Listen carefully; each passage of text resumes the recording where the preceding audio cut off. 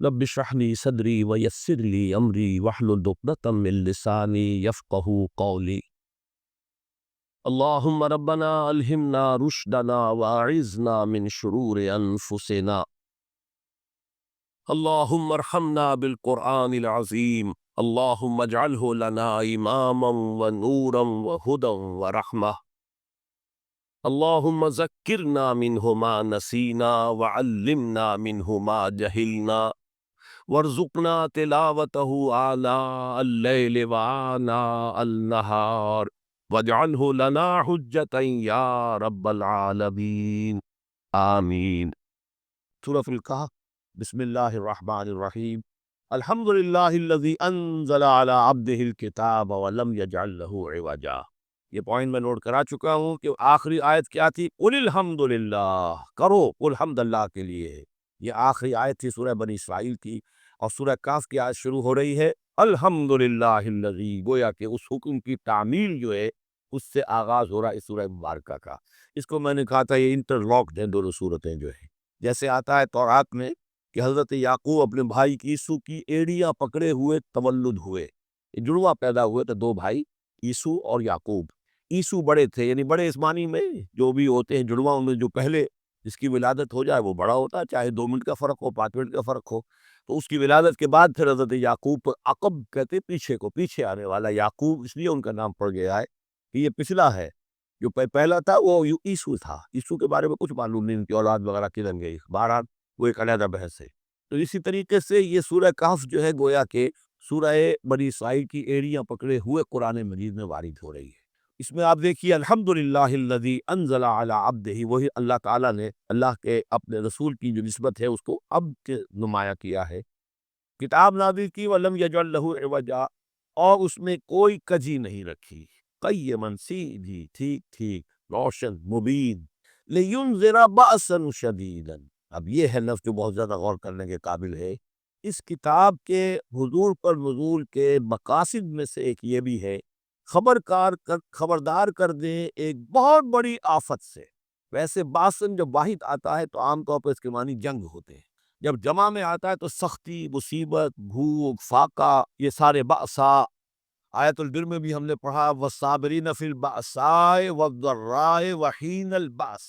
بأسا جب جمع میں آیا ہے تو فقر و فاقہ، تکلیف، مصیبت، اور حین الباس جنگ کے وقت۔ تو ان دونوں کو ذہن میں رکھیے، بہت بڑی آفت، بہت بڑی آفت، بہت بڑی آفت۔ ایک تو ہے دجالی فتنے کی، دجال المسیح الدجال جو آنے والا ہے، جس کے بارے میں حدیث میں آتا ہے کہ کوئی نبی اور رسول ایسا نہیں گزرا جس نے اپنی قوم کو دجال کے فتنے سے آگاہ نہ کیا، اور پوری انسانی تاریخ میں دجال کے فتنے سے بڑا کوئی فتنہ نہیں، اور وہ ہر بندہ مومن کے امتحان کے لیے کڑا ترین جو ہے مرحلہ آ جائے گا، سخت ترین امتحان اس کا لیا جائے گا۔ تو یہ جو سختی ہے اس کی خبر دیتے ہوئے یہ سورہ مبارکہ نازل ہو رہی ہے، اور خاص طور پر اسے باسن اگر جنگ کے معنی میں لے تو الملحمۃ العظمیٰ، کتاب الملاحم جو کہ آپ دیکھیں گے احادیث کی کتابوں میں پورا باب ہے کتاب الملاحم، اور اس کا تعلق بھی دجال کے ساتھ ہے، کیونکہ پھر دجال ہی کو قتل کریں گے حضرت مسیح علیہ السلام نازل ہو کر۔ تو یہ سارا مسئلہ جو ہے اس کی خبر دینے کے لیے قیما لینذر بأسا شدیدا من لدنہ، گویا کہ یہ جو احادیث کی کتابوں میں آپ کو حدیث کے ابواب ملتے ہیں، چاہے وہ کتاب الفتن ہو اور چاہے وہ کتاب جو ہے آثار قیامہ ہے، اس طرح کے جتنے بھی ہے، اور کتاب الملاحم ہے، یہ گویا کہ اس کی شرح ہے لینذر بأسا شدیدا من لدنہ، اور یہ ہوگا بھی خاص اللہ کی طرف سے، یہ آزمائش بھی، یہ دجال کا فتنہ بھی، یہ بہت بڑی جنگ بھی، جس کو آرمگڈون کہتے ہیں۔ کرسچین جو ٹریڈیشن ہے اس میں اس کے لیے لفظ ہے آرمگڈون، ایک بہت بڑی جنگ ہوگی۔ ڈکشنری میں بھی آپ دیکھیں گے کہ خیر اور شر کی قوتوں کے درمیان اس دنیا کے خاتمے سے پہلے ایک بہت بڑی جنگ ہو رہی ہے جس کا نام یہ آرمگڈون ہو۔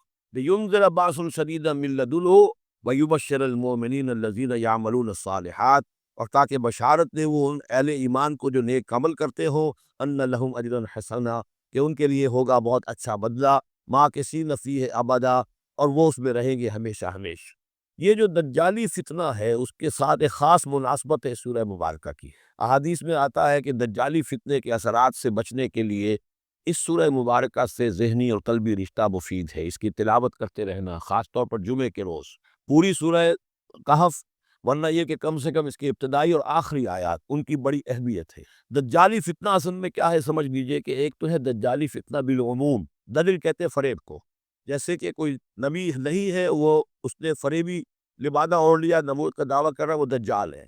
تو اس طرح کی تو حضور نے فرمایا ہے کہ 30 دجال پیدا ہوں گے، انہی میں سے ایک ہمارے زمانے کے اندر جو ہے یہ غلام احمد قادیانی بھی تھا، وہ دجال تھا، جس نے کہ اعلان کیا کہ میں نبی ہوں جبکہ وہ نبی نہیں تھا، تو فریبی بنا ہوا جس نے کہ ملمہ اپنے اوپر چڑھایا ہوا ہے۔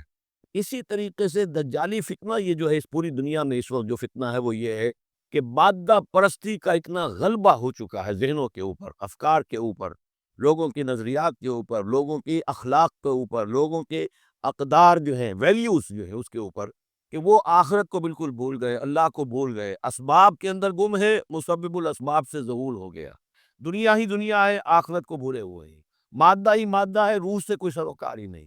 یہ ہے بالعموم جس کا نام دجالی فتنہ ہے کہ حقیقت کے اوپر پردہ پڑا ہوا ہے، آخرت پر دنیا کا پردہ پڑا ہوا ہے۔ یہ دنیا جو ہے در حقیقت کیا ہے؟ وَمَا الْحَيَاةُ الدُّنْيَا إِلَّا مَتَاعُ الْغُرُورِ، یہ دھوکے کا سامان ہے۔ اصل زندگی کو اس میں ڈھانپا ہوا ہے، ہم نے یہ سمجھ لیا کہ زندگی یہی ہے، اسی کے لیے بھاگ دوڑ محنت صبح و شام، اسی کے مستقبل کی فکر ہے، لیکن اصل زندگی اس کی کوئی فکر ہی نہیں۔ باقی ایک دجال جو ہے جو آئے گا وہ معاملہ احادیث کے اندر بھی بڑی طوالت کے ساتھ ہے، اور اس میں کافی پیچیدگیاں بھی ہیں، بعض چیزیں جو ہیں ایک دوسرے سے کچھ مختلف بھی ہے، اس میں پھر اہل علم کو بہرحال مطابقت پیدا کرنی پڑتی ہے۔ میں نے جہاں تک اپنی کوشش کی ایک رائے تک میں پہنچا ہوں، لیکن ابھی میں اسے بیان نہیں کر رہا ہوں۔ بہرحال دجالی فتنے کی خبریں موجود ہیں بہت شدت کے ساتھ، اور اس صورت کا پڑھنا بھی اس میں بہت مفید ہے۔ اس صورت کے مضامین کا دجالی فتنہ بالعموم سے کیا تعلق ہے وہ تو اس ہم دورہ ترجمہ دوران کے اس کے دوران بھی آپ کو معلوم ہو جائے گا، لیکن اس کے جو خاص بڑے مباحث ہیں، خاص طور پر یہ کہ ایک ہمارے بہت بڑے عالم گزرے ہندوستان میں اس صدی کے آغاز میں، مولانا مناظر احسن گیلانی، انہوں نے اس میں باقاعدہ کتاب لکھی ہے، آپ کو مل جائے گی بازار میں بھی، اصحاب کہف کے جو کا معاملہ سورہ کہف کے مباحث ہیں ان کے۔ میں نے اس کو اپنی ایک تقریر کے اندر کسی خطاب جمعہ میں سورہ کہف کے مضامین کا خلاصہ بیان کیا تھا، جس کا عنوان ہے دنیا کی حقیقت۔ ظاہر بات ہے تفاصیل زیادہ جو ہے وہ میرے لیے ممکن نہیں ہے کہ اس دورہ ترجمہ کے دوران بیان کر سکوں۔ وَيُنذِرَ الَّذِينَ قَالُوا اتَّخَذَ اللَّهُ وَلَدًا، اور خبردار کر دے ان لوگوں کو جنہوں نے کہا کہ اللہ نے بیٹا بنایا۔ یہ ساری دجالیت جو ہے اس کی جڑ کیا ہے؟ مسیحیت، جو موجودہ مسیحیت ہے، جو حقیقت میں مسیحیت نہیں ہے، پالزم ہے، جس کی بنیاد اصلی اس پر ہے کہ اللہ کا بیٹا بنا دیا حضرت مسیح علیہ السلام کو، اور انہیں کفارہ بنا دیا تمام جو بھی مان لے ان کو ان کے گناہوں کا، پیش کی معافی ہے ان کے گناہوں کی جو حضرت مسیح پر ایمان لے آئے، اور نمبر 3 شریعت ساخت کر دی، اور نمبر 4 سارا اختیار جو ہے وہ پوپ کے ہاتھ میں دے دیا گیا کہ تم جو چاہو جس چیز کو چاہو حلال کرو، جس چیز کو چاہو حرام کر دو۔ ان چیزوں نے مل کر نفس مذہب کو اس قدر قابل نفرت سے بنا دیا کہ یورپ کے عوام کے اندر مذہب کے خلاف شدید نفرت پیدا ہو گئی۔ چنانچہ اس کے بعد جب مسلمانوں کے زیر اثر وہاں پر علم پھیلا ہے، ہسپانیہ یونیورسٹیوں سے علوم اور فنون جو ہیں یہ فرانس اور اٹلی اور جرمنی کے نوجوان آتے تھے، اور وہاں آ کر وہ قرطبہ اور غرناطہ اور طریقہ کی یونیورسٹیوں سے پڑھ کر جاتے تھے۔ ان کے زیر اثر جو ایک ریفارمیشن شروع ہوئی، اصلاح مذہب، اور ایک رینائسنس، تحریک یاد علوم، وہ جو اصل جو تحریک تھی اس بات کی کہ انسان علم کی طرف دوبارہ رجوع کرے، لیکن یہ کہ وہ علم جب آگے بڑھا ہے تو وہاں پہ عیسائیت کے خلاف جو رد عمل تھا اس کی وجہ سے اس میں مذہب کی دشمنی جو ہے اس تحریک کے اندر خود بخود شامل ہو گئی۔ تو مذہب سے بیزاری، روحانیت کا انکار، آخرت سے بالکل بے پرواہی اور اس کا بھی انکار، اور خدا ہے یا نہیں ہے اس سے کوئی سروکار نہیں، یہ جو اس تہذیب کے اصل میں اثرات بنے ہیں سارے، یہ اسی غلطیوں کا یہ اثرات ہیں، نتائج ہیں کہ جو عیسائی مذہب کے اندر جو یہ تحریفات کر کے جو غلطیاں کی گئی ہیں، اس کو یہاں کہا گیا ہے کہ ان لوگوں نے کہ جنہوں نے یہ عقیدہ ایجاد کیا، ما لہم بہ من علم، ان کے پاس اس کے لیے کوئی علمی سند نہیں ہے، ولا لآبائہم، نہ ان کے آباء و اجداد کے پاس کوئی سند تھی، کبرت کلمۃ تخرج من افواہہم، بہت بڑی بات ہے جو ان کے منہ سے نکل رہی ہے، بہت بڑی گستاخی ہے جو یہ اللہ تعالیٰ کی شان میں کر رہے ہیں، ان یقولون الا کذبا، یہ نہیں کہہ رہے مگر جھوٹ، سراسر سیدھا سفید جھوٹ بول رہے ہیں۔ فلعلک باقع نفسک علی آثارہم، تو اے نبی شاید کہ آپ اپنے آپ کو ہلاک کر لیں گے ان کے جو اثرات پڑنے والے ہیں، عیسائیت کے اس غلط عقیدے کے جو نتائج برآمد ہوئے ہیں، جب یہ نتائج ظاہر ہوں گے تو وہ اتنے سنگین ہوں گے، فلعلک باخع نفسک، کہ ان کے احساس سے، ان کے ادراک سے شاید کہ آپ اپنے صدمے سے اپنے آپ کو ہلاک کر لیں۔ ان لم یؤمنوا بہذا الحدیث اسفا، اگر یہ لوگ اس حدیث پر، اس قرآن پر، یہ بات جو بتائی جا رہی ہے اس پر ایمان نہ لائے، اس پر ایمان نہ لائے، اپنے اس غلط عقیدے پر قائم رہے، اس غلط مذہب کو انہوں نے برقرار رکھا، تو اس کا جو رد عمل ہوگا نوع انسانی پر، اور اس سے تاریخ انسانی اور انسانی ثقافت جس غلط رخ پر پڑے گی، جو دجالیت کا فتنہ اسے جنم لے گا، ان تمام چیزوں کے اثرات سے شاید آپ کو اتنا صدمہ ہو کہ فَلَعَلَّكَ بَاخِعٌ نَفْسَكَ عَلَىٰ آثَارِهِمْ إِن لَّمْ يُؤْمِنُوا بِهَٰذَا الْحَدِيثِ أَسَفًا إِنَّا جَعَلْنَا مَا عَلَى الْأَرْضِ زِينَةً لَّهَا، ہم نے زمین کے اوپر جو کچھ ہے اسے اس کا گہنا بنا دیا ہے، بناؤ سنہار بنا دیا ہے، زینت بنا دیا ہے۔ یہ آپ نوٹ کر لیجیے، لفظ زینت اور زمین میں اس کی زیبائش اور آرائش، یہ اس سورہ مبارکہ کا عمود ہے، یعنی دن اس کو اتنا کھبا دیا ہے نگاہوں میں اللہ نے کہ آخرت سے خود بخود انسان غافل ہو جاتا ہے، یہ پردہ پڑ گیا ہے، چمک دمک ہے، یہ کاریں ہیں، یہ بلڈنگیں ہیں، یہ کوٹھیے ہیں، یہ عالیشان عمارتیں ہیں، یہ کیا کچھ اس کی جو سمجھیے پومپ اینڈ شو جو ہے اس وقت دنیا کا، اور ظاہر بات ہے امریکہ میں جا کر دیکھیے تو جو کچھ یہاں دیکھ رہے ہیں اس سے 10 گنا، 100 گنا، 1000 گنا آپ کو نظر آئے گا، عقلیں دنگ ہو جاتی ہیں۔ نتیجہ کیا نکلتا ہے کہ انسان یہ سمجھتا ہے کہ اصل شے یہی مادہ ہی ہے، اصل ہدایت پہ یہی لوگ ہیں، یہی لوگ ہیں صحیح معنی میں کہ جنہوں نے واقعتاً علم حاصل کیا ہے، لہذا ان کی غلط تہذیب، ان کا غلط تمدن، ان کے تمام غلط ثقافت کے معاملات کے بھی ہم اسی طریقے سے پیروی کر رہے ہیں۔ یہ سارا مسئلہ جو ہے وہ اس لیے ہے کہ یہ چمک دمک دنیا کی زیبائش اور آرائش اس سے ہم متاثر ہیں۔ اِنَّا جَعَلْنَا مَا عَلَى الْأَرْضِ زِينَةً لَّهَا، جو کچھ زمین کے اوپر ہے اسے ہم نے اس کے لیے بناؤ سنگھار بنا دیا، لِنَبْلُوَہُمْ، تاکہ ہم آزمائیں ان کو، ایہم احسن عملا، کون ہے ان میں سے اچھے عمل کرنے والا۔ یعنی اب یوں دیکھیے وہ شعر جو ایک ہے، اگرچہ ذرا تھوڑا سا شان باری تعالیٰ کے اعتبار سے تو شاید اتنا مناسب نہ ہو، لیکن یہ کہ مفہوم کو ادا کرتا ہے کہ رخ روشن کے آگے شمع رکھ کر وہ یہ کہتے ہیں، ادھر آتا ہے دیکھے یا ادھر پروانہ جاتا ہے، ایک طرف ذات باری تعالیٰ ہے اور ایک طرف یہ دنیا ہے، اس کی چمک دمک ہے۔ اب یہ پروانہ جو ہے یہ انسان، اس کا امتحان ہے، آیا یہ اللہ اور آخرت کی طرف جا رہا ہے یا دنیا کی طرف اور دنیا کی زیبائش اور آرائش کی طرف جا رہا ہے۔ جو زیبائش اور آرائش کی طرف چلا گیا وہ گیا، تباہ و برباد ہو گیا، فقط خسر خسران مبین۔ اور جس نے اس دنیا کی زیبائش اور آرائش اس سے منہ موڑ کر وہ جو حقیقت ہے، جو اصل حسن ازلی ہے اللہ تعالیٰ کا، اور اس کا جو جلال اور کمال ہے، اور جو آخرت کی نعمتیں ہیں ان کو اختیار کر لیا، وہ کامیاب۔ تو امتحان اتنا ہی ہے کہ رخ روشن کے آگے شمع رکھ کر وہ یہ کہتے ہیں ادھر جاتا ہے دیکھے یا ادھر پروانہ آتا ہے۔ وَإِنَّا لَجَاعِلُونَ مَا عَلَيْهَا صَعِيدًا جُرُزًا، اور یہ کہ جو کچھ بھی اس پر ہے ہم ایک وقت آئے گا کہ اس کو بنا کر رکھ دیں گے جیسے کہ میدان جس میں سے کہ فصل کاٹ دی گئی ہو۔ جب قیامت ہوگی کیا ہوگا یہاں پر اسی زمین کو، نہ یہاں پہ کوئی وہ پہاڑ رہ جائیں گے، کوٹ کوٹ کر چپٹی کر دی جائے گی، نہ یہ آپ کے پاس جو ہے وہ اسکائی اسکریپرز رہ جائیں گے، نہ یہ اعلیٰ شان عمارتیں ہوں گی، کچھ نہیں ہوگا۔ یہ سب برابر ہوگا جیسے کہ کسی کھیت کو اندر سے فصل کاٹ دی جاتی ہے تو اب وہ پڑا ہوتا ہے ویران۔ وَإِنَّا لَجَاعِلُونَ مَا عَلَيْهَا صَعِيدًا جُرُزًا، ہم اسے کر کے چھوڑیں گے ایسا کھیت کہ جہاں کا چورا پڑا ہوا ہو، صرف بچا کھچا جو ہے وہ اس کا پوری کا اور کچھ نہ ہو۔ ام حسبت ان اصحاب الکہف والرقیم کانوا من آیاتنا عجبا، اب یہاں سے اصحاب کہف کی بات شروع ہو رہی، کیونکہ پوچھوایا تھا یہودیوں نے اصحاب کہف کون تھے۔ کیا تم سمجھتے ہو کہ اصحاب الکہف والرقیم، رقیم جو ہے ان کی تختی تھی ایک جس کے اوپر ان کے حالات لکھ کر، جو ان کے ایک جو کہف تھی ان کی غار جو تھی اس کے اوپر لگا دی گئی تھی، تو انہیں اصحاب الکہف بھی کہتے ہیں، اصحاب الرقیم بھی کہتے ہیں، یہ دونوں انہیں ایک ہی گروہ کے نام ہیں۔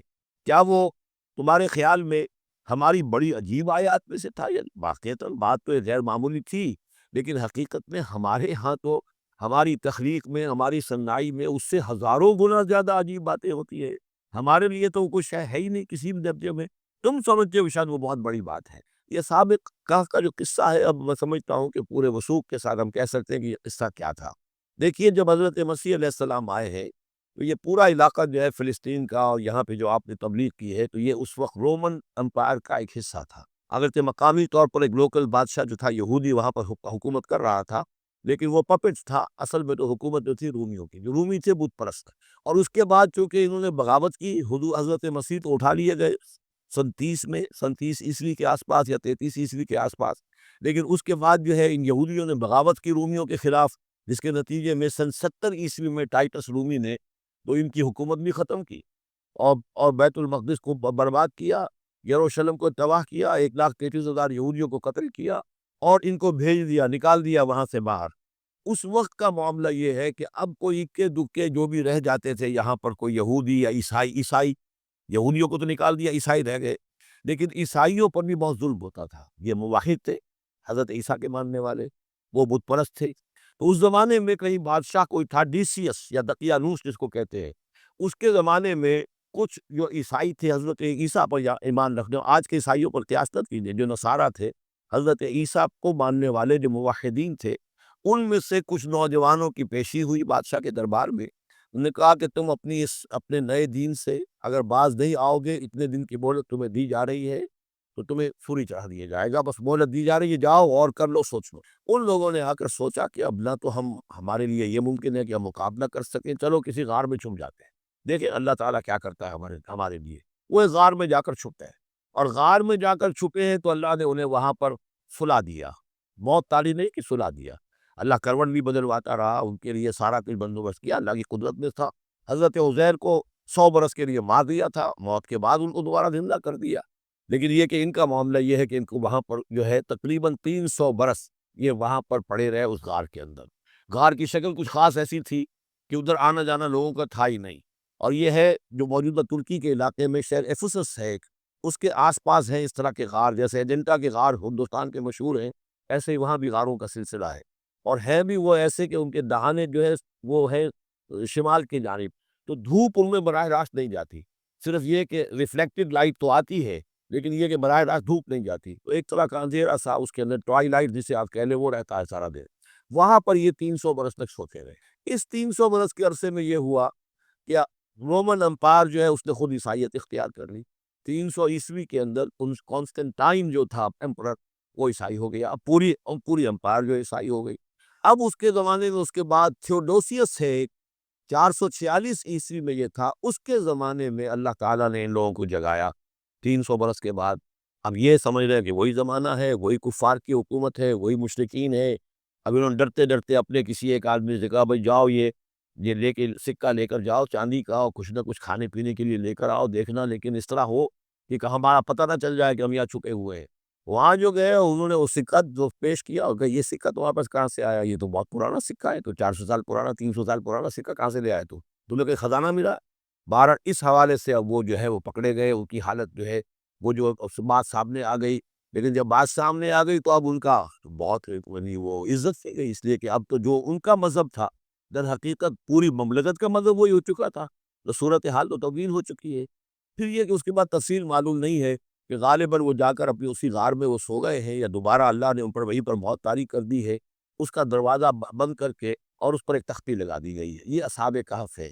گبن کی جو ہے the Decline and Fall of Roman Empire, اس میں بھی یہ 7 سلیپرز، 7 سونے والے، ان کی کہانی موجود ہے۔ یہ چیز جو ہے گویا کہ رومن لٹریچر کے اندر موجود تھی، اس کا جو ذکر موجود تھا، اور قرآن مجید میں یہ امتحاناً سوال کیا گیا حضور سے، تو اس کا جواب دیا گیا۔ یہ 300 برس تک کچھ لوگوں کو سلا دینا، یہ اللہ تعالیٰ کے نزدیک تو کوئی بڑی بات نہیں ہے، تمہارے نزدیک ام حسبت ان اصحاب الکہف والرقیم کانوا من آیاتنا عجبا اذ ابى الفتية الى الکہف، جبکہ وہ نوجوان آئے اپنے اس غار میں، فقالوا، انہوں نے کہا ربنا آتنا من لدنک رحمتا، پروردگار اب خاص اپنے خزانہ فضل سے ہمارے لیے رحمت کا بندوبست فرما، وہیئ لنا من امرنا رشدا، اور ہمارے لیے ہمارے معاملے کے اندر جو ہے وہ کوئی عافیت کا بندوبست فرما۔ فضربنا علی آذانہم، تو ہم نے تھپکی دے دی ان کے کانوں پر، فی الکہف سنین عددا، اسی وہ غار کے اندر جو ہے وہ سوتے رہے کئی سال۔ ابھی یہاں اس بات کو نہیں چھیڑا کتنے سال، سنین عددا، متعدد سال وہ سوتے رہے۔ ثم بعثناہم، پھر ہم نے انہیں اٹھایا، لنعلم ای الحزبین احصیٰ لما لبثوا امدا، تاکہ ہم دیکھیں کہ دو گروہوں میں سے کس کو صحیح معلوم ہے کہ کتنے عرصے وہ وہاں رہے تھے۔ اس کا ذکر آگے آ جائے گا، دو گروہوں سے مراد کیا ہے۔ اور تیسری اہم ترین آیات کیا ہے؟ آیات قرآنیہ۔ ان تینوں میں گہرا ربط ہے، آیات آفاقی، آیات انفسی، آیات قرآنی۔ ان میں تدبر کے ذریعے، غور و فکر کے ذریعے انسان ایمان حاصل کرے، یہ ٹاپ کا ایمان، یہ انٹلیکچوئلز کا ایمان، یہ صدیقین کا ایمان۔ نمبر دو، ایک ایمان ہے عوام کے لیے، اس کے دو راستے ہیں۔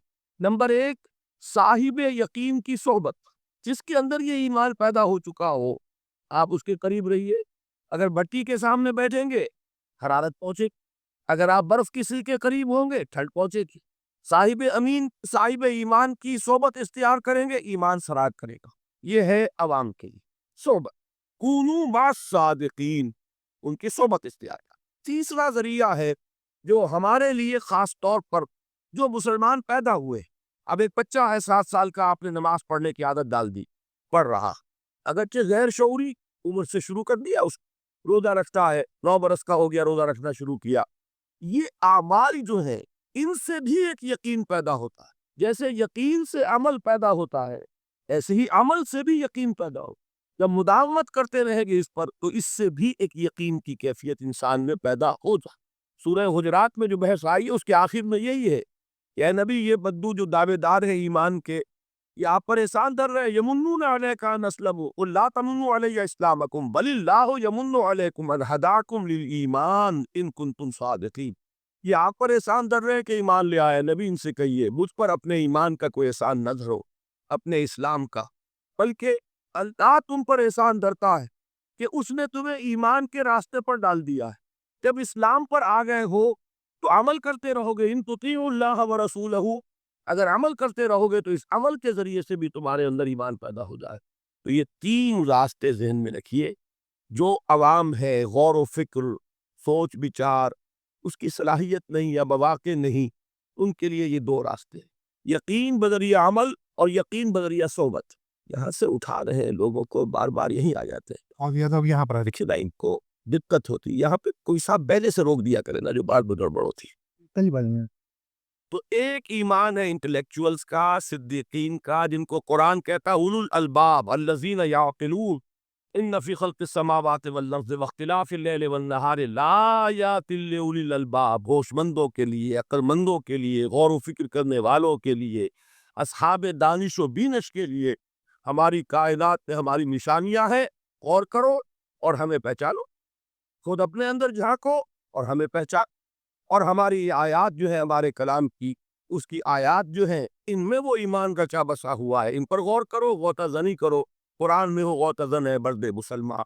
یہ ہے ٹاپ کا ایمان، یہ ہے اصل وہ ایمان کہ جو مطلوب ہے۔ اب باقی حضرات جو ہیں ان کے قریب رہیں گے، ایمان حاصل کر لیں گے، اور جو اعمال اللہ نے بتائے ہیں ان پر عمل کرتے رہیں گے، ایمان۔ اب دوسری بات کی طرف آئیے، نفاق سے کیسے بچا جائے، اس کے لیے بھی 3 عمل ہوئے۔ پہلی چیز اور 2 چیزیں تو وہ ہیں کہ جو سورہ منافقون ہی کے دوسرے رکوع میں بیان ہوئی۔ پریونشن کیسے ہوگی، بچو گے کیسے؟ دوام ذکر، اللہ کو یاد رکھو۔ یا ایھا الذین آمنوا لا تلہکم اموالکم ولا اولادکم عن ذکر اللہ ومن یفعل ذلک فاولئک هم الخاسرون۔ دل کو غفلت میں مت آنے دو، دل غافل ہوگا شیطان کا ڈیرا بن جائے گا۔ وہ دوام ذکر میں، البتہ یہ ذہن میں رکھیے کہ دوام ذکر کا ذریعہ کیا ہے، اس میں مغالتے ہیں لوگوں کو، جو سب سے بڑا ذکر ہے اس کو بھولے ہوئے ہیں، اور جو تیسرے چوتھے نمبر کا ذکر ہے اس کو سمجھ بیٹھے ہیں کہ بس یہی ذکر ہے۔ سب سے بڑا ذکر، مجسم ذکر قرآن ہے۔ الذکر انا نحن نزلنا الذکر وانا لہ لحافظون۔ وہ الذکر کون سا ہے؟ قرآن۔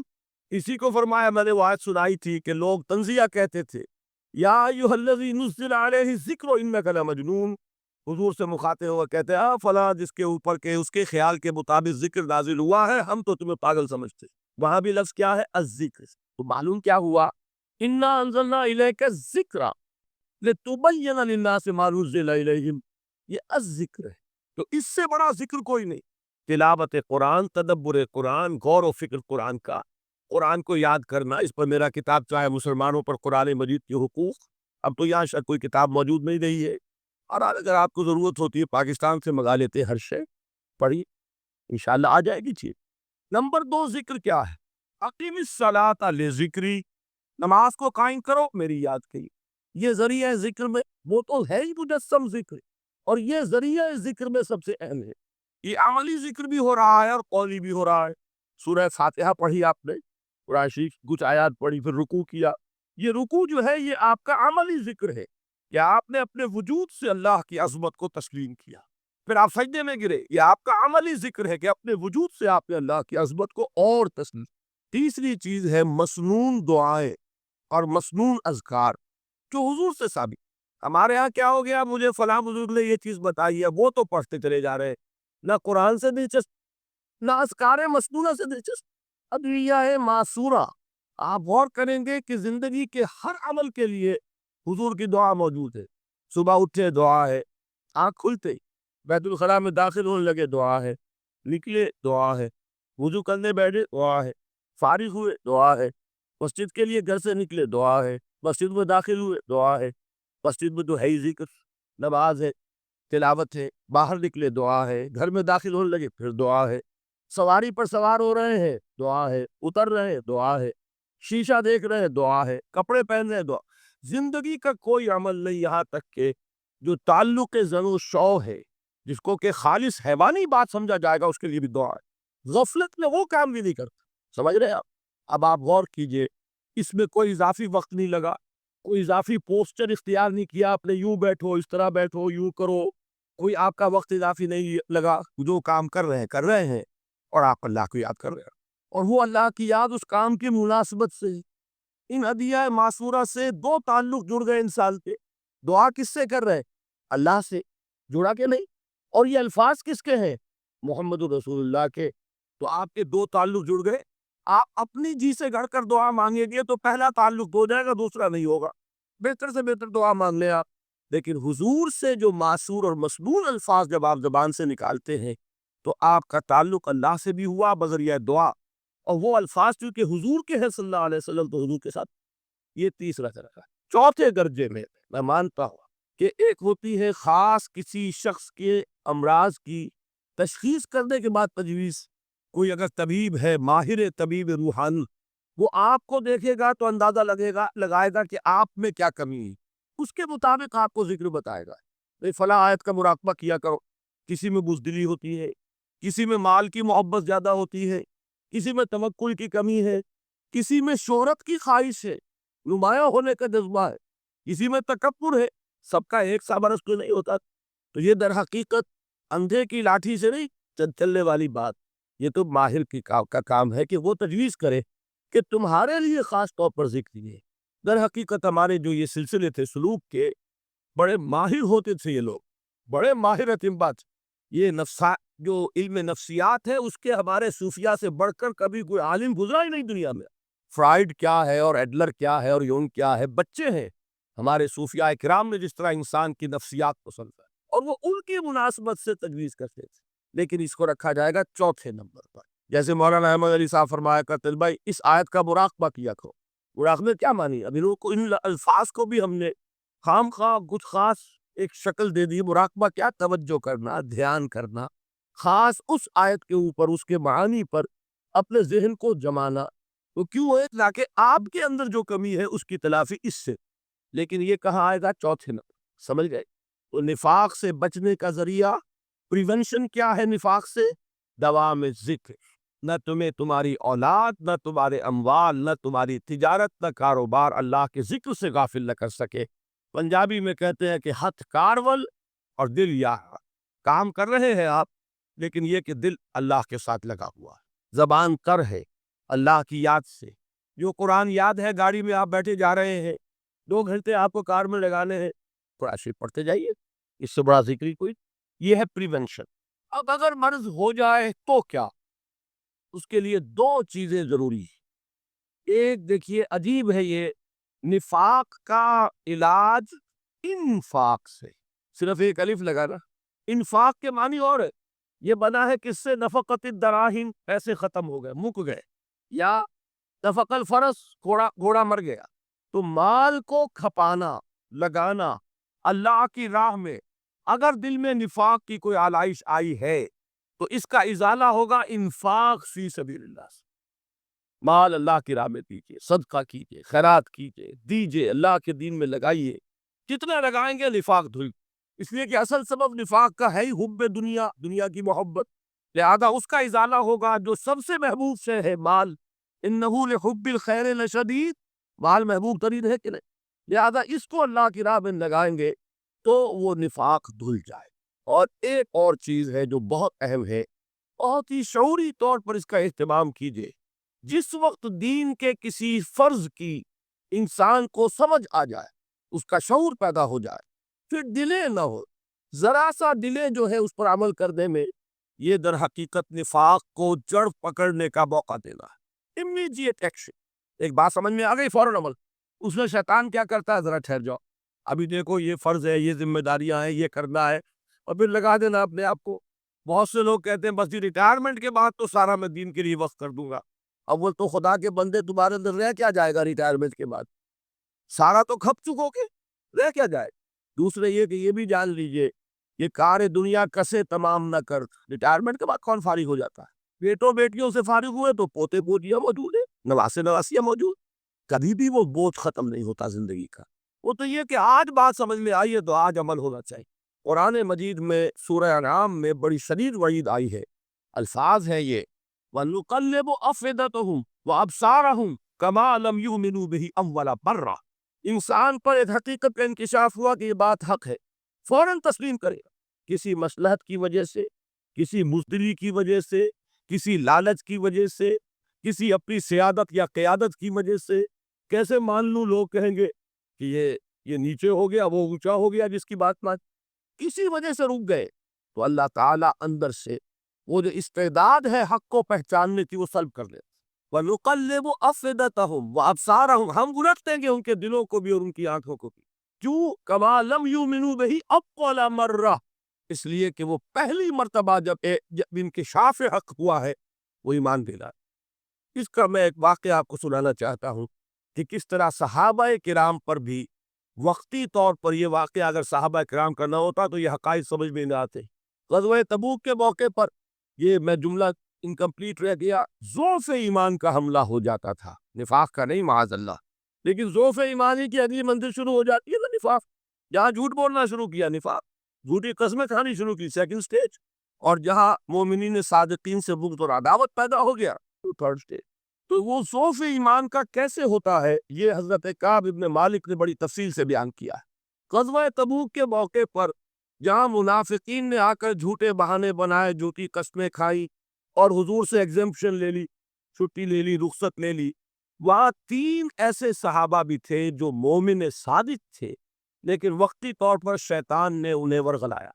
کیسے ورغلایا وہ سمجھ لی۔ کعب ابن مالک نے تفصیل سے بیان کیا ہے، اور میرے نزدیک یہ جہاں تک میرا مطالعہ ہے طویل ترین حدیث ہے، بخاری اور مسلم میں بھی موجود ہے۔ حضور جب واپس آئے ہیں اور اب آپ نے ایک ایک کو بلایا، تین لوگوں نے تو پہلے ہی جھوٹی قسمیں کھا لی تھی، ان کو تو بلانے کی ضرورت نہیں تھی، لیکن کچھ لوگ ایسے بھی تھے کہ جنہوں نے ایگزمپشن بھی نہیں لی تھی اور گئے بھی نہیں تھے۔ اب ان کو آپ نے ایک ایک کر کے پیشی ہوئی، آپ کیوں نہیں گئے تھے؟ تو اب جو منافقین تھے ان میں سے انہوں نے اس موقع پہ جھوٹی قسمیں کھا لی۔ خدا کی قسم حضور ہم تو بالکل تیار تھے، پوری میں نے تیاری بھی کر لی تھی، پورا ارادہ تھا، یہ وقتی طور پر یہ مصیبت مجھ پر آ۔ جس نے قسم کھائی انہوں نے کہا اچھا ٹھیک ہے جائیے۔ کعب ابن مالک کی باری آئی تو ان کے الفاظ اپنے یہ کہ جب میں پیش ہوا تو حضور کے چہرے مبارک پر ایک غصے والی مسکراہٹ تھی، زہر خلد کہتے، ایک مسکراہٹ ہے لیکن غصے کے ساتھ، غضبناک۔ آپ فرمائیے آپ کیوں نہیں گئے؟ حضرت کعب یہ فرماتے ہیں کہ میں نے عرض کیا کہ حضور زبان میرے پاس بھی ہے، جھوٹ میں بھی بول سکتا ہوں، لیکن جھوٹ بول کر میں اس وقت آپ کی ناراضگی سے تو بچ جاؤں گا لیکن اللہ کے پکڑ سے نہیں بچ سکوں گا۔ میں اعتراف کرتا ہوں کہ جتنا صحت مند میں اس زمانے میں تھا کبھی نہیں تھا، جتنا فارغ البال اس وقت تھا کہ میرے پاس ساز و سامان موجود تھا راستے کے لیے، اتنا میں کبھی نہیں تھا۔ لیکن ہوا کیا؟ ہوا یہ کہ مجھے میرے نفس نے، شیطان نے پٹی پڑھائی۔ وہ پٹی کیا پڑھائی کہ حضور تو 30,000 کے لشکر کے ساتھ چلیں گے تو لشکر تو سلولی موو کرے گا نا، تمہارے پاس بڑی تکڑی، بڑی توانا صحت مند اونٹنی ہے، تم ذرا 2 دن بعد چلنا تیزی کے ساتھ اور حضور سے مل جانا، بس یہ تاخیر کارواں۔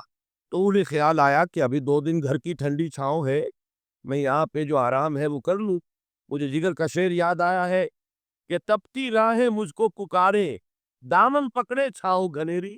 ایک طرف فرض کی پکار ہے، اس میں تو ظاہر بات ہے کہ وہ تپتی راہیں ہیں، لا تنظروا فی الحر سنا چکا ہوا آیت۔ یہاں گھر میں نخلستان میں کھجوروں کی چھاؤں میں اہل و عیال میں یہ ٹھنڈی چھاؤں جو ہے یہ پکڑ رہی ہے، بھائی 2 دن ٹھہر کے چلے جا، ٹھیک ہے، کوئی نیت میں خرابی نہیں نا۔ اس کے بعد پھر جب ابھی 2 دن اور ٹھہر جاؤ تو بڑا لمبا سفر ہے، ذرا تیز اور دوڑ لینا۔ تو فرماتے ہیں کہ حضور میں اسی طریقے سے تاخیر و تعویق میں پڑا رہا، یہاں تک کہ ایک روز اچانک مجھ پر یہ چیز منکشف ہوئی کہ تو میں چاہے کتنا بھی تیز چل لوں میں آپ سے نہیں مل سکتا، میرے اعصاب ڈھیلے، اس طرح میں محفوظ نہیں۔ حضور نے بائیکاٹ کا حکم دیا صحابہ کو، 3 صحابہ تھے ایسے، 2 اور تھے جنہوں نے اسی طریقے سے اعتراف کیا۔ حضور نے حکم دے دیا کوئی ان سے گفتگو نہ کرے، سوشل بائیکاٹ، بڑی سخت سزا تھی جو دی گئی ہے، اس کی بڑی تفاصیل ہے، اللہ تعالیٰ شوق دے تو وہ حدیث پوری پڑھی ہے، میں نے تو 2 جمعوں میں ایک مرتبہ صرف اس ایک حدیث کو بیان کیا تھا، شاید کئی کیسٹس ہو میرے ہاں، ہمارے نمبر کوئی مجھے یاد نہیں ہے، لیکن یہ بڑی عجیب حدیث ہے۔ لیکن اس میں جو اصل سبق ہے وہ کیا ہے؟ اس طریقے سے شیطان لے تو لال، تاخیر، تعویق، ابھی کیا جلدی ہے، ذرا اس کام سے فارغ ہو لو، ذرا پھر تلافی کر لینا، ذرا زیادہ زور سے کام کر لینا، یہ وہ چیز ہے کہ جو وہ تو خیر صحابی تھے، بچ گئے، اگر وہاں جھوٹی قسم بھی کھا دیتے تو گئے تھے۔ یہ تو اتنا ہی ہے نا، مردی و نامردی قدم فاصلہ دارت، اس میں تو یہی ہے کہ ذرا ایک جھوٹی قسم کھا دیتے، جھوٹی بہانہ بنا دیتے تو اب ضعف ایمان نہ رہتا، وہ نفاق کی طرف شروع ہو جاتا۔ وہ اللہ تعالیٰ نے ان کو بچایا، لیکن یہ کہ ہم کیسے بچے گے؟ اگر ہم نے یہ روش اختیار کی، لہذا 3 کام، دوام ذکر نمبر 1، اس کی میں شرح کر چکا ہوں، 4 اذکار یاد کر لیجئے گا ان کو، ورنہ کیا فائدہ۔ نمبر 2، انفاق فی سبیل اللہ، نفاق کا علاج انفاق۔ نمبر 3، یہ عادت اپنے اندر پیدا کیجئے شعوری طور پر کہ جب ایک حقیقت واضح ہو جائے فوراً اعتراف، کہ ہاں بھئی بات ٹھیک ہے یار، جب ایک فرض کا احساس ہو جائے فوراً اس کی ادائیگی کے لیے آغاز۔ تاخیر و تعویق ہے کہ جس سے پھر نفاق کو موقع۔ اللہ تعالیٰ مجھے اور آپ کو حقیقی ایمان عطا فرمائے اور نفاق سے بچائے رکھے۔ اب آئیے حقیقت و اقسام شرک۔ دیکھیے، ہر شخص یہ جانتا ہے کہ اسلام دین توحید ہے، ایک لفظ میں اگر کہیں گے تو اسلام کا سب سے بڑا وصف، سب سے بڑی علامت توحید۔ مجھے اقبال نے کہا کہ توحید کی امانت سینوں میں ہے ہمارے، آسان نہیں مٹانا نام و نشاں ہمارا۔ تو توحید ہے، توحید کی ضد ہے شرک، ٹھیک؟ اس سے میں ایک نتیجہ نکالتا ہوں، کوئی مسلمان جان بوجھ کر مشرک نہیں ہو سکتا، یہ میرا نتیجہ ہے، جان بوجھ کر مشرک نہیں ہو سکتا۔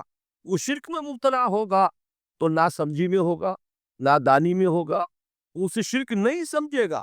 یہ ممکن نہیں ہے کہ کوئی مسلمان ہو، گیا سے گیا مسلمان، گزرا سے گزرا مسلمان، گھٹیا سے گھٹیا مسلمان، لیکن وہ شرک کو شرک سمجھتے ہوئے اس پہ آلودہ ہو۔ ہوتا کیا سمجھ میں نہیں آتا کہ شرک، تو ضرورت بہت ہے کہ ہم یہ پہچانیں کہ یہ شرک ہے کیا۔ دوسری بات یہ جان لیجئے، ہمارے دین میں تا قابل عفو جرم کون سا ہے؟ 2 مرتبہ بیان فرمایا گیا سورہ نساء میں صرف، ان اللہ لا یغفر ان یشرک بہ ویغفر ما دون ذلک لمن یشاء۔ اللہ تعالیٰ اسے تو ہرگز نہیں بخشے گا کہ اس کے ساتھ شرک کیا جائے، ہاں اس سے کم تر جس کو چاہے گا معاف فرما دے۔ نوٹ کر لیجئے، اس کی بھی اندر بھی اوپن لائسنس نہیں ہے کہ بقیہ سارے گناہ لازماً معاف کر دے گا، یہ نہیں ہے، اس سے تو آپ میں جرت پیدا ہو جائے گی، باقی سب کیے جاؤ، یہ نہیں، جس کو چاہے گا بخش دے گا، لیکن امید ضرور دلا دی کہ شرک سے کم تر کوئی گناہ ہو تو اس کی بخشش کی بغیر توبہ کے اللہ تعالیٰ نے امید دلائی۔ توبہ سے تو شرک بھی معاف ہو جائے، اس سے مراد کیا ہے؟ بغیر توبہ کے اللہ تعالیٰ نے فرمایا کہ اور گناہوں کے بارے میں تو امید کی جا سکتی ہے لیکن شرک کے بارے میں ہرگز۔ اہمیت واضح ہو گئی مزید۔ نمبر 3، اس شرک کی ہماگیریت کا عالم یہ ہے کہ سورہ یوسف کی آیہ مبارکہ ہے وَمَا يُؤْمِنُ أَكْثَرُهُمْ بِاللَّهِ إِلَّا وَهُمْ مُشْرِكُونَ۔ انسانوں کی اکثریت کا حال یہ ہے کہ وہ اللہ پر ایمان نہیں رکھتے مگر کسی نہ کسی قسم کے شرک کے ساتھ۔ یہ یونیورسلٹی ہے اس کی کہ اللہ کو بھی مان رہے ہیں لیکن کسی نوع کا شرک جو ہے وہ بھی لگا رکھا۔ وَمَا يُؤْمِنُ أَكْثَرُهُمْ بِاللَّهِ، انسانوں کی اکثریت کا حال یہ ہے کہ وہ ایمان نہیں رکھتے اللہ پر، الا وہم مشرکون، مگر یہ کہ کوئی نہ کوئی شرک بھی کرتے ہیں۔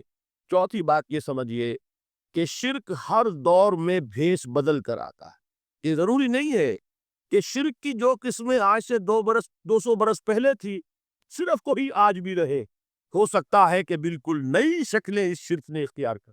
اس سے کیا نتیجہ نکلا کہ اگر اجتہادی بصیرت نہیں ہوگی تو ہو سکتا ہے کہ ایک شخص جو ہمارے سابق علماء نے لکھ دیا کہ یہ چیز شرک، یہ چیز شرک، یہ چیز شرک، یہ چیز شرک، آج سے 500 برس پہلے کا انسان بڑے سے بڑا عالم دین اپنے زمانے کے شرک کو پہچان کر تو لکھ سکتا ہے. اس سے تو آپ بچ رہے ہیں. امام ابن تیمیہ نے اس کو شرک قرار دیا، اس کو شرک قرار دیا، اس کو شرک قرار دیا. کوئی شخص ہے جو اس سے تو بچ گیا. امام صاحب کی دی ہوئی بصیرت سے اس نے ان جو اقسام ہے شرک کی ان کو پہچان لیا. لیکن یہ ہے ممکن ہے کہ آج کے شرک کو وہ نہ پہچان رہا ہو، اپنی جگہ کو سمجھ رہا ہو اپنے آپ کو بہت بڑا موحد، جبکہ اس دور کا جو شرک ہے اس میں ملوث. اس کو میں نے کہا ہے کہ اس شرک کے بارے میں بڑی اجتہادی بصیرت کی ضرورت ہے. فارسی کا ایک شعر ہے، بہت پیارا شعر ہے. بہر رنگے کے خواہی جامہ می پوش، من انداز قدت رامی شناسا. اپنے محبوب سے کہہ رہا ہے شاعر کہ تم جس طرح کا چاہو لبادہ اوڑھ لو، میں تمہیں تمہارے قد سے پہچان لوں گا. کتنا ہی چھپا لو اپنے آپ کو، کیسے ہی لباس بدل لو. بہر رنگے کے خواہی جامہ می پوش، من انداز قدت رامی شناسا. میں تمہارے قد سے تمہیں پہچانتا. یہ اگر بصیرت نہ ہو کہ شرک کو اس کے قد سے پہچان سکے آپ، اس کے لیے ضرورت ہے اصولوں کی. دیکھیے جس طرح الجبرا کے اصول ہوتے ہیں، فارمولہ ہے، فارمولہ ہاتھ میں آگے ہم مسئلے حل کرتے چلے جا رہے ہیں. آپ اپلائی کرنے کی دیر ہے فارمولے کی. اگر آپ نے صرف گنتی کر کے کسی زمانے کے شرک وہ تو سمجھ لیے، لیکن وہ بصیرت باطنی حاصل نہیں ہوئی، اجتہادی بصیرت، وہ اصول ہاتھ میں نہیں آئے کہ جس سے آپ پہچان سکے، تو ہو سکتا ہے کہ اس طور کے شرک کو آپ نہ پہچان سکے. اس کے لیے ضرورت ہے کہ اصل اصول ہاتھ میں آ جائیں تاکہ اصولوں کو اپلائی کریں. ایک بات مجھ سے اور سن لیجئے، میرا اپنا یہ تاثر ہے ہمارے دین میں خیر، بھلائی، نیکی، چاہے وہ نظریے کی ہو، علم کی ہو، عقیدے کی ہو، عمل کی ہو، اخلاق کی ہو، وہ سب کیا ہے؟ وہ توحید ہی کے شجرہ طیبہ کی شاخل. اور شر، برائی، گمراہی، خیالات کی ہو، نظریات کی ہو، علم کی ہو، عقیدے کی ہو، عمل کی ہو، اخلاق کی ہو، سب کے دانے شرک کے شجرہ خبیثہ سے ملتے ہیں. اس شجرہ خبیثہ کے برگوبار ہے جو بھی برائی ہے، عمل کی یا علم کی، اور اس شجرہ طیبہ کے برگوبار ہے جو بھی خوبی ہے، عمل کی یا. یہ میرا تاثر ہے. اور جب تک اس انداز میں وہ آپ کو اندرونی رشتے ظاہر نہیں ہوں گے، آپ پر منکشف نہیں ہوں گے، وہ اجتہادی بصیرت جو ہے پیدا نہیں ہو سکتی. اب آئیے ایک اور بات دیکھیے، شرک میں اور الحاد میں کیا فرق ہے یہ بھی ہم نہیں سمجھتے. الحاد، مادہ پرستی، وہ کیا ہے؟ ایتھیزم، کسی بھی خدا کا انکار. ہمارے آج کے دور کی سب سے بڑی گمراہی یہ ہے. شرک کیا ہے؟ خداؤں کو ماننا. یہ کیا ہے؟ تھیزم ہے، لیکن پولی تھیزم ہے. توحید کیا ہے؟ مونو تھیزم ہے، ایک خدا کا ماننا. لیکن شرک کے اندر ایک اور حقیقت کو پہچان لیجئے، شرک میں ہمیشہ ٹاپ پر ایک خدا کو مانتے، باقی سارے خدا نیچے ہوتے، اوپر جا کر وہ توحید ہوگی ہمیشہ. کوئی مشرکانہ نظام ایسا نہیں ہے جو ٹاپ پر جا کر توحید نہ بنا. دیکھیے ہندو دیویاں، دیوتا بے شمار، لیکن مہادیو وہ بھی کیا دو ہیں؟ مہادیو تو ایک ہے. انگریزی میں گاڈز، گاڈیسز، لیکن وہ چھوٹے جی سے لکھے جائیں گے. چھوٹے جی سے لکھے جانے والے gods and goddesses, Roman mythology ہو، گریک مائتھولوجی ہو، ان دیویوں دیوتاؤں کے نام ہی آپ نے یاد کر سکتے، لیکن گاڈ بڑے جی سے وہ ایک ہے کہ نہیں؟ ٹاپ پر جو ہے وہ ایک ہے. اس کو وہ بھی مانتے ہیں کہ اومنی پوٹنٹ، اومنیشنٹ، اومنی پریزنٹ، علی کل شیء قدیر، بکل شیء علیم، ہر جگہ موجود، وہ تو ایک ہی ہے. وہ تو کیپٹل جی سے لکھا جائے گا. باقی اس کے نیچے فوج ہے دیویوں کی، دیوتاؤں کی، خداؤں کی اور خدانیوں کی، وہ گاڈز اینڈ گاڈیسز ہے. عرب میں کیا تھا؟ میں نے پہلے آپ کو وہ دو مثالیں دے دی ہیں، تیسری اور ایران کی لے لیجئے. خیر کا خدا اور شر کا خدا اور، ایک یزدہ، ایک اہرمن. ٹھیک، فنویت ہو گئی نا، دو خداؤں کو مانا. لیکن وہی ہیں جو خدائے گاں، خداؤں کا خدا، اس کو ایک ہی مانتے. یہی معاملہ عرب میں تھا. اللہ وہ ایک ہی تھا ان کے یہاں. قرآن میں آتا ہے ان سے پوچھئے وَلَئِن سَأَلْتَهُم مَّنْ خَلَقَ السَّمَاوَاتِ وَالْأَرْضَ لَيَقُولُنَّ اللَّهُ. جب ان سے کہا جاتا ہے کہ کس نے پیدا کیا آسمان اور زمین کو، یہ فوراً کہہ گیا وَأَنَّىٰ يُؤْفَكُونَ، تو یہ ماننے کے بعد کدھر جا رہے ہیں؟ وہ کیا کہتے تھے کہ وہ بڑا اللہ تو ایک ہی، لیکن چھوٹے آلہہ ہے۔ آلہہ اور اللہ میں وہی فرق ہے جو کیپٹل جی کا گاڈ اور چھوٹے جی سے گاڈز اینڈ گاڈیسز، وہی فرق ہے کہ جو مہادیو اور دیویوں اور دیوتاؤں میں ہے، وہی وہاں تھا اللہ، وہ ایک اور سپریم، سب سے بالا تر، اس سے اوپر کوئی نہیں، تخلیق میں اس کا کوئی ساجی نہیں، لیکن اس نے کچھ آلہہ ہے جنہیں کچھ اختیارات تقسیم کیے ہوئے، کچھ اس کے لاڈلی ہستیاں ہے جو سفارش کر سکتی ہیں۔ بس یہ شرک تھا مشرکین مکہ۔ بات سمجھ رہے؟ اس کا جائزہ لیں گے تو آپ کو، اور جو آج شرک کی اقسام میں بیان کروں گا اس کو ہاتھ میں لیں گے تو کسی موحد کا تلاش کرنا مشکل ہو جائے گا۔ ڈھونڈ اب ان کو چراغ رخ زیبا لے کر، آج جن کا نام مسلمان ہے ان کی اکثریت کسی نہ کسی نوع پہ شرک میں مبتلا ہے۔ اب آئیے اقسام شرک۔ اقسام شرک میں بھی وہی کیفیت ہے جو نفاق کے بارے میں نے عرض کی تھی کہ ایک تقسیم یہ ہے جو علماء نے کی ہے، ایک ہے عقیدے کا نفاق، ایک ہے عمل کا نفاق۔ اسی طرح ایک ہے عقیدے کا شرک، ایک ہے عمل کا شرک۔ عقیدے میں نہیں ہے، عمل میں ہے۔ ایک تقسیم آپ نے سنی ہوگی شرک جلی، شرک خفی، ایک ہے ننگا شرک، کھلم کھلا شرک، ایک ہے چھپا ہوا شرک جو نظر نہیں آتا۔ لیکن ایک مغالطہ اپنے دل سے نکال دیجئے، بعض لوگ شرک خفی کو شرک نہیں سمجھتے، یہ بہت بڑی غلطی ہے۔ اگر وہ شرک نہ ہوتا تو حضور اسے شرک نہ کہتے، کوئی اور لفظ۔ عربی زبان کا دامن جو ہے محدود نہیں ہے، پھر اس کے لیے کوئی اور لفظ اختیار فرمایا جاتا ہے وہ شرک۔ لیکن ایک شرک ہے جلی جو نمایاں ہے، نظر آ رہا، ایک ہے شرک خفی جو نظر نہیں آ رہا، اور وہ کتنا خفی ہو سکتا ہے اس کی ایک مثال دی حضور نے۔ شرک خفی اتنا خفی ہو سکتا ہے، ذرا مبالغہ دیکھیے جو حضور نے بات کو سمجھانے کے لیے مثال میں جو مبالغہ اختیار فرمایا۔ ایک سیاہ اندھیری رات میں ایک سیاہ پتھر پر ایک سیاہ چیونٹی کو رینگتے ہوئے دیکھنا جتنا مشکل ہے، اتنا ہی شرک خفی کا پہچاننا مشکل ہے۔ بتائیے، آپ نے فرمایا انا افصح العرب، میں عرب کا فصیح ترین انسان ہوں، اس سے آگے کوئی مثال دی جا سکتی؟ اندھیری رات، تاریک رات، پتھر سیاہ، چیونٹی سیاہ، کون دیکھ سکتا؟ جتنا اس کو دیکھنا ناممکن ہے اتنا ہی شرک خفی کا پہچاننا مشکل ہے۔ گویا کہ اس سے تو اللہ ہی بچائے گا تو انسان بچے گا۔ ایک آخری بات تمہیداً اور عرض کر دوں، پھر میں چلوں گا اقسام پر۔ میری جو باتیں آپ کے سامنے آئی اس سے ایک منطقی نتیجہ نکلتا ہے، کوئی شخص اگر حقیقتاً شرک سے بچ جائے، واقعتاً شرک سے بچ جائے، ہر قسم سے بچ جائے، اس سے بھی اوپر کوئی انسان ہوگا۔ گویا کہ یہ آخری منزل ہے، یا یوں کہیے کہ جس شخص کے بارے میں اللہ تعالیٰ یہ مان لے کہ میرا یہ بندہ شرک سے بری ہے، اس سے بڑی سند کوئی ہے؟ دی ہائیسٹ ٹیسٹیمونیل، سب سے بڑی سند، سب سے بڑی تعریف جو بندے کی ہو سکتی ہے وہ کیا ہے؟ یہ مشرک سے ہی۔ یہی وجہ دیکھیے آپ قرآن مجید میں حضرت ابراہیم کے ذکر میں دیکھیں گے، ابراہیم کا مقام کیا ہے؟ خلیل اللہ، ابو الانبیاء، امام الناس، تین نسبتیں ہیں، تینوں بڑی عظیم۔ اللہ کے ساتھ نسبت کیا ہے؟ خلیل، وَاتَّخَذَ اللَّهُ إِبْرَاهِيمَ خَلِيلًا۔ ابو الانبیاء، کتنے نبی ہیں ان کی نسل میں؟ اسحاق اور اسماعیل سے چلیے، پھر یعقوب اور یوسف، اور پھر چلیے موسیٰ اور ہارون، اور پھر چلیے سارے انبیاء بنی اسرائیل کے حضرت عیسیٰ، پھر یہاں تک کہ محمد الرسول اللہ کس کی اولاد ہے؟ ابراہیم، ابو الانبیاء۔ اور نمبر 3، انی جاعلک للناس اماما، امام الناس۔ اور قرآن میں جو سب سے بڑی سند انہیں دی جاتی ہے وہ کیا؟ وما کان من المشرکین، تو ابراہیم مشرکین میں سے نہیں تھے۔ معلوم ہوا کہ یہ سب سے بڑی سند ہے، سب سے بڑا سرٹیفکیٹ ہے، سب سے بڑا ٹیسٹیمونیل ہے جو اللہ کی طرف سے کسی کو مل جائے۔